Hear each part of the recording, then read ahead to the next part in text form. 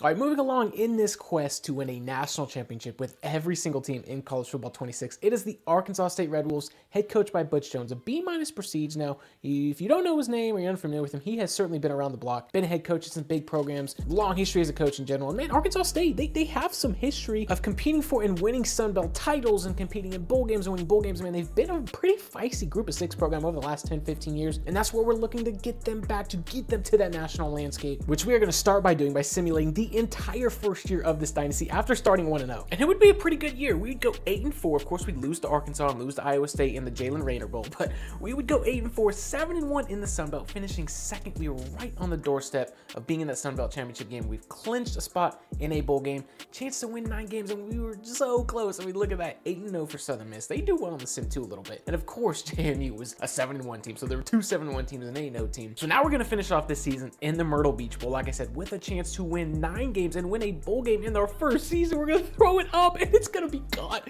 What an unbelievable play by our receiver. I mean, that was a gutsy, risky play to throw it up into double coverage, but he came down with it. That would be enough to secure the win. It would be a little bit closer than you think, but we would secure that win to get to 9 wins in year 1. But there were some serious warts with this team. Obviously, a sub-70 roster, gave up some of the most passing yards in the entire country, so some room for improvement in that area, no doubt about it. But we had one of the best turnover margins in the country. We took care of the ball a little bit, forced some turnovers, a little bit of a disappointing recruiting effort in year 1. I mean, finishing 131st in the country, but it's Arkansas State. It's a tough place to recruit to. There aren't a lot of good prestiges and things of that nature. So we're gonna have to build this roster from the ground up, and we're starting to do so entering year 2. Obviously, you saw where we finished last year. You see where the roster is now. It's continuing to improve and build a little bit. We get Jalen Raynor back, which is huge. Anytime you get your quarterback back, that's going to always help things out. So feel pretty good about this roster heading into year 2. So let's jump into it. Let's decide and make the bold decision to sim all the way until the end of the season to see what this team can do in year 2 through the sim. And it's a bit of an interesting regular season as we would go 7-5, so a little bit worse than last year, but we are going to play for the Sun Belt Championship game in only our second year of the dynasty against a really good Georgia State team who's ranked 25th. But we have the ratings advantage, so I don't know. I think we can pull off the upset and secure our first conference championship, and that's exactly what we would do in a close game.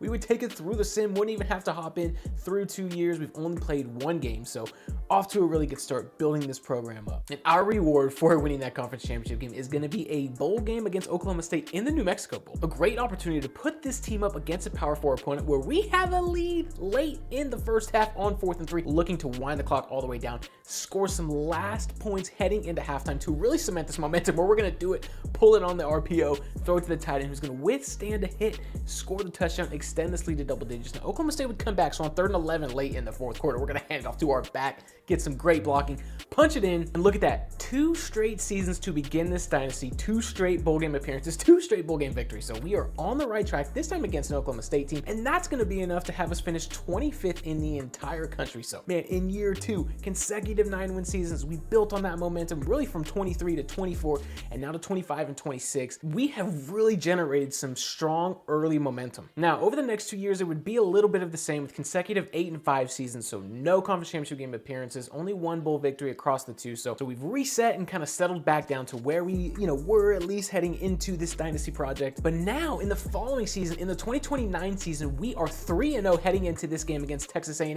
and we would only lose to them by 6, and that would be enough to give the boys some confidence throughout the rest of the season as the 24th ranked team in the country at 8-1 heading into week 11. Couple more regular season games left. Now we would split the next 2 going 1-1, so we're 9-2, not ranked anymore, but we have an opportunity to win 10 games against a pretty good Coastal Carolina team from a record standpoint. Obviously, again, with our roster compared to theirs, I don't anticipate us having many troubles, but we're going to hop in this game, try to secure 10 wins, and that's exactly what we're going to do. On the teal turf, we would dominate them, 17 points in the 2nd quarter, 14 points in the 4th quarter, behind a huge game from our new quarterback. And at 10-2, that is absolutely going to be enough to secure a spot in the Sun Belt Championship game. Now, JMU is ranked. We know how good this JMU team is. I don't know what their record is, but the fact that we're 10-2 and we're not ranked, so we're going to put this to the test through the Super Sim. I think we can beat them. They're 9-3, so they're not much worse than us. It makes sense why they're ranked, and through the sim, we would prove who is the dominant Sun Belt team, 27-10. So we have secured our 2nd Sun Belt championship of this dynasty. Still looking for a spot in that playoff, but man, we're going to have a chance to finish the season ranked with 12 wins. And we're going to close this thing out in the Myrtle Beach Bowl again against a Memphis team that's usually pretty tough, but we are not going to play. We're going to choose to sim it, put this team to the test, and we would get a new career receiving yards record from Ramel Stevens, one of our really, really talented receiver, as well as a receiving career touchdowns record from Mike Favre. And of course, to cap it off, off a new single-season passing yards record from our quarterback, who would also set the single-season passing touchdowns record. So, man, we were putting that ball in the air. And our guy Jameson would finish with 4,200 yards, 38 touchdowns, 12 interceptions. I mean,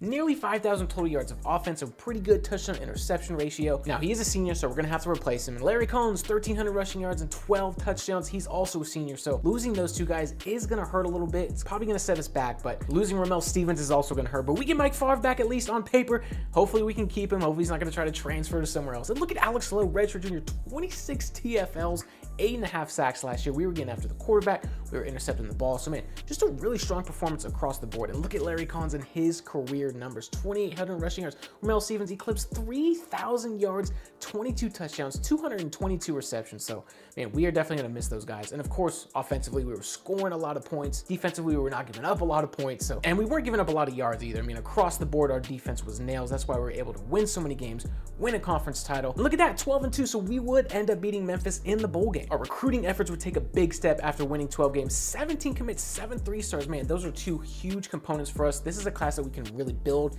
and stack on. And heading into that 2030 season with an improved roster, with an improved recruiting class, we have a lot of momentum in this Sun Belt, man. I think we're going to be able to do something and really wreak havoc. And that number next to our logos shows that we are going to do just that. In the sim, yet again, another 10-win season. We would play Miami competitively. Obviously, we wouldn't end up winning, but we would go through the Sun Belt, tear through them. Now we have a chance to finish with our best regular season yet, 11-1, heading into this game against Coastal Carolina, where they have to come to us. And man, it really wouldn't be too much of a surprise, I guess. I mean, they did score 14 points in the fourth quarter after being held scoreless, but we would win. Stephen Woodhead would set the conference passing touchdowns record, heading into another conference championship game, this time against Marshall as the 12th ranked team in the country. So if we can win this game, I think we're going to make our first college football playoff appearance, and we haven't seen Marshall yet. And look, I don't need to waste anyone's time, man. You already knew what it was heading into this game, what was about to go down. As the 12th ranked team in the country, we would smash Marshall 40-17 and secure yet another Sun Belt Conference championship game and yet more passing records, man. This new single season receiving touchdowns record. I don't know what's in this water, what's in this offensive system, but it's definitely going to be put to the test now as that 12th seed heading into the CFP game against the 5th ranked Texas Longhorns, where we miraculously have a late lead in the fourth quarter on 4th and 6. A tough kick from the left hash is not going to be good. It's 3rd and 17 for Texas. They have no timeouts left, so we have them in a very advantageous situation. But there goes the quarterback. He's going to dump it off, and we take a horrible angle to the receiver, and that's going to be enough for a first down, a pivotal stop that we needed. But 4th and 11, this could be the game. This is it. And he's going to put up what a terrible throw into triple coverage, and it's a user pick, and we're going to take it back. We're going to go. We are going to break a tackle, and that's going to be enough to secure a huge upset win for us in our very first college football appearance in this dynasty project. The Arkansas State Red Wolves are moving on yet again, and receiver Sean Sermon is back in the record books, this time setting the conference record for the most receiving touchdowns in a single season. And that's going to bring Jonesboro to Pasadena, to the Rose Bowl, ready to take on the vaunted Maize and Blue, the Michigan Wolverines, where we are down by a couple scores in the third quarter. So time's not totally on our side, but look at that. We're going to put it up. What a competitive, absolutely competitive reception touchdown from our guy Mike Favre. What a career he's had, but it just wouldn't be enough. We would get so close as the 12th seed to taking down yet another blue blood program, only lose by 2 in the Rose Bowl, but heck of a season that would see us finish the season ranked 12th in the country. So we have come a long way since it started, and we would finish with some of the most passing touchdowns in the entire country, man. That's not a surprise to you if you've been watching this far. And our defense allowed the fewest points per game in the entire country, some of the fewest yards per game. We're getting it done on both sides of the ball, the fewest rushing yards per game as well. We got after the quarterback, registered a ton of sacks. So it was a historical season for us, one that we can continue building upon, as well as finishing with the best turnover margin in the entire country. We threw some of the fewest interceptions, really just had some of the fewest giveaways across the board, and then of course the second most takeaways in the country. So man, just every phase of the game was locked in. Our quarterback Stephen Wood had 49 touchdowns to only 3 interceptions. We're not really a real ground and pound run heavy team. We've got some talented backs. Our best one is gonna be a guy with multiple years of eligibility, so long as we can kind of keep him around. And look at those receivers, man. 3 1,000-yard receivers. We're gonna miss Mike Favre. I know it, man. He was really good. We're gonna miss Sean Sermon. Both of those guys, their production is gonna be super tough to replace. John Bullocks has another year of eligibility, which is exciting. And then defensively, yeah, we had some really good individual performances. Look at Alex Lowe. We saw him the year before. We had multiple guys with double-digit sacks and just crazy backfield production. And now heading into that 2031 season, you can see how far our roster has come. Woodhead is back. We have all kinds of the players that took the next step in their development. So man, I'm really, really excited to see what we can do. There really should not be any reason we can't repeat, win another conference championship, get back into the CFP, maybe make a run at that national championship. We will see. You know, that's going to be a very, very tough thing to obtain, a very, very high goal that we want to set, high bar that we want to set. And it's going to begin with a game against Vanderbilt. They're coming to us unbelievably, and we are going to put it to the sim. And guess what's going to happen, man? Guess what is going to happen?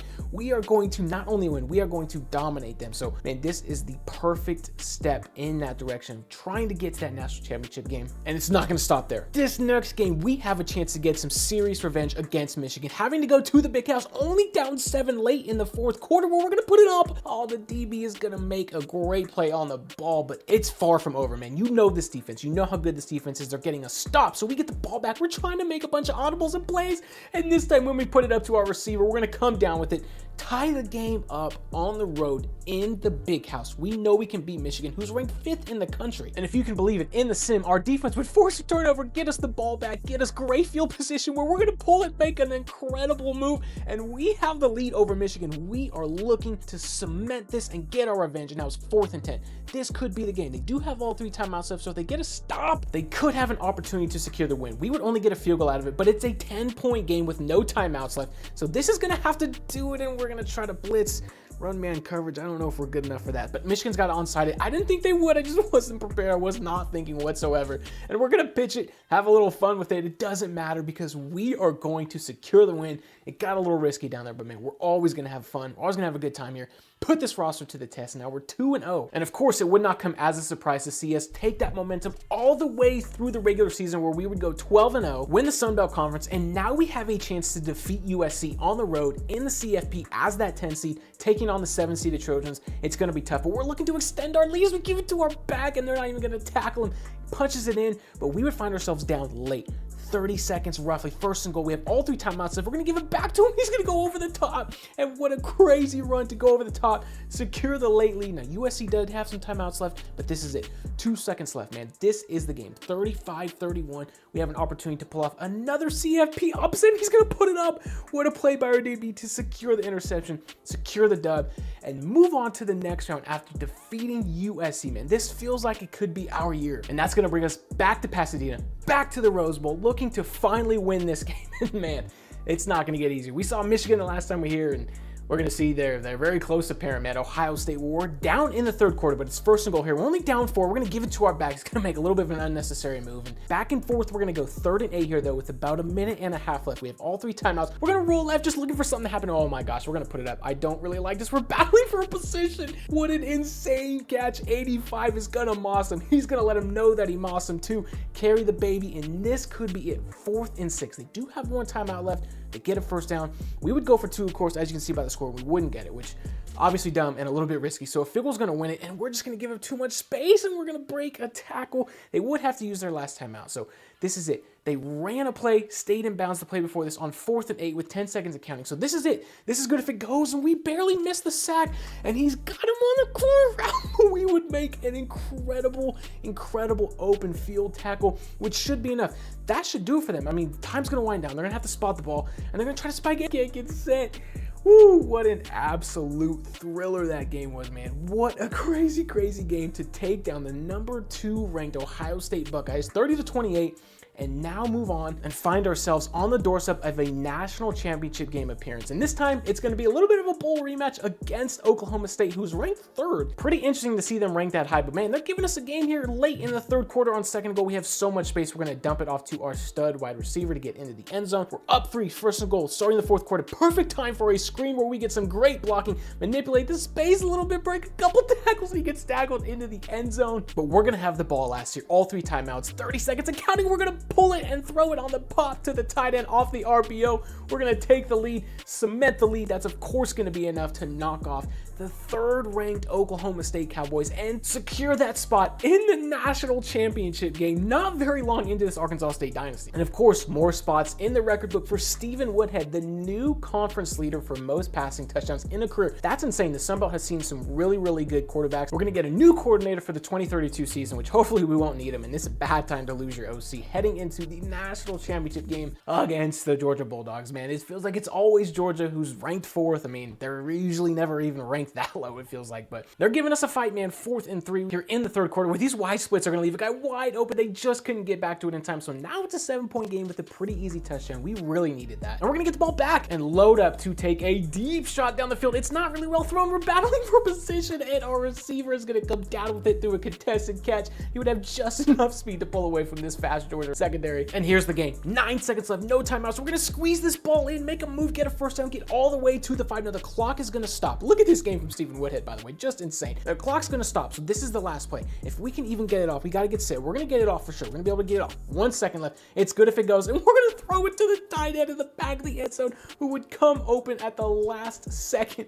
And man, I can't believe we fit it in there that close. We were that close to not pulling off a huge upset and winning the national championship. So what a season. And we definitely had some fireworks in this bracket with all double-digit seeds winning their first game. Now, of course, we would play spoiler and prevent, 1, 2, 3, and 4 from making it to the semifinal. And 4, Georgia would upset Clemson to make it to the national title. And look at that, 12-2 to 13-2 to 17-0. One of the few 17-0 seasons you'll probably see throughout this dynasty project. It's really hard to do, but man, I can't believe it. And we did a lot of it through the sim. We put Arkansas State to the test, built them up, and look at Stephen Woodhead. 5,000 passing yards, 61 touchdowns. We had a 1,000-yard rusher. We had 2 1,000-yard receivers. We had a third receiver come so close, 995 yards, man. We had 2 players eclipse 100 tackles, 2 with 15 TFLs, bunch of sacks, 2 players with 5 interceptions. Our 61 passing touchdowns were the most in the country. And of course, on defense, man, we were nails across the board. Didn't give up a lot of points, didn't give up a lot of yards, took care of the football, forced turnovers. Obviously, you saw that with how many players had multiple interceptions, and including those 2 with 5 interceptions, man, that was just crazy. And this is one of the craziest touchdown interception ratios I've seen for a career. 110 touchdowns to just 8 interceptions.